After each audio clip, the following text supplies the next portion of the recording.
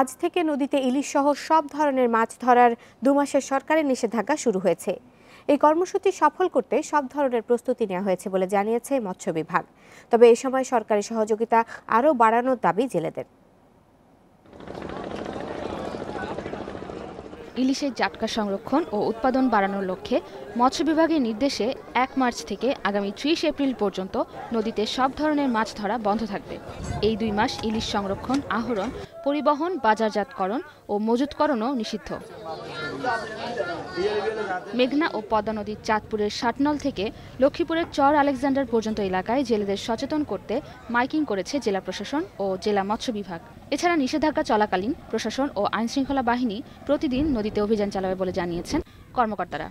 এই নিষেধাজ্ঞা বাস্তবায়নে আমরা ইতিমধ্যে জেলা টাস্কফোর্স কমিটির সভা করেছি। সবাই প্রয়োজনীয় সিদ্ধান্ত গ্রহণ করা হয়েছে। নির্বাহী ম্যাজিস্ট্রেট, পুলিশ, কোস্টগার্ড, নৌ পুলিশ সমন্বিতভাবে আমরা অভিযান এবং মোবাইল কোর্ট পরিচালনা করব। এই কর্মসূচি সফল হলে আগামী বছর কাঙ্ক্ষিত পরিমাণ ইলিশ পাওয়া যাবে বলে জানান বিশেষজ্ঞরা।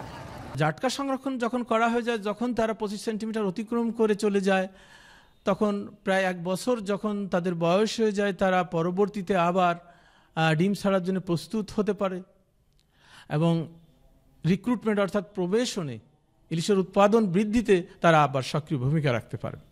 এই সময়ে উপার্জনহীন জেলেরা সরকারি প্রণোদনা হিসেবে 40 কেজি করে প্রতি মাসে চাল পাবে বলে জানিয়েছে প্রশাসন। সঠিক সময়ে অনিয়ম না করে এই চাল বিতরণের দাবি জানিয়েছেন জেলেরা। সরকার 2 মাস আমাদেরকে যে চাউল দেয়, এই চাউলে আমাদের সংসার নির্ভর হয় না। আমাদের এই অভিযান জেলেরা মাইনা নিছে। জেলেদের যেই 5 BGF দিতেছে তাতে সঠিকভাবে যাতে জেলেরা পায় এই ব্যবস্থা দেওয়া হোক। নিষেধাজ্ঞা চলাকালে প্রথমবার কেউ নদীতে জাল ফেললে 1 মাস থেকে সর্বোচ্চ 6 মাস সশ্রম কারাদণ্ড ও পরবর্তীতে একই অপরাধ করলে 2 মাস থেকে 1 বছরের সশ্রম কারাদণ্ড দেওয়া হবে বলে জানিয়েছে প্রশাসন। মেহরিন জাহান, ইন্ডিপেন্ডেন্ট নিউজ ডেস্ক।